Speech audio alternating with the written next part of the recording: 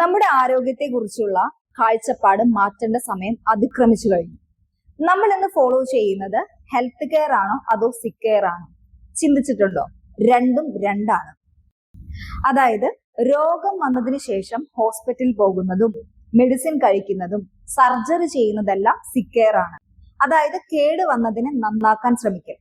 നിർഭാഗ്യവശാൽ നമ്മളുടെ ഇന്നത്തെ സിസ്റ്റം ഭൂരിഭാഗവും സിക്ക് കെയറിലാണ് കോൺസെൻട്രേറ്റ് ചെയ്തിരിക്കുന്നത്. സിക്ക് കെയർ നിങ്ങളുടെ ജീവൻ രക്ഷിച്ചേക്കാം, പക്ഷേ ഹെൽത്ത് കെയർ മാത്രമാണ് നിങ്ങളുടെ ജീവിത നിലവാരം മെച്ചപ്പെടുത്തുന്നത്. അസുഖം വന്നിട്ട് ചികിത്സിക്കുന്നതിനേക്കാൾ എത്രയോ ലാഭകരമാണ് അസുഖം വരാതെ നോക്കുന്നത്. Prevention is better than cure. അതുകൊണ്ട് ആശുപത്രിയിൽ പോകുന്ന ദിവസം വരെ കാത്തിരിക്കരുത്.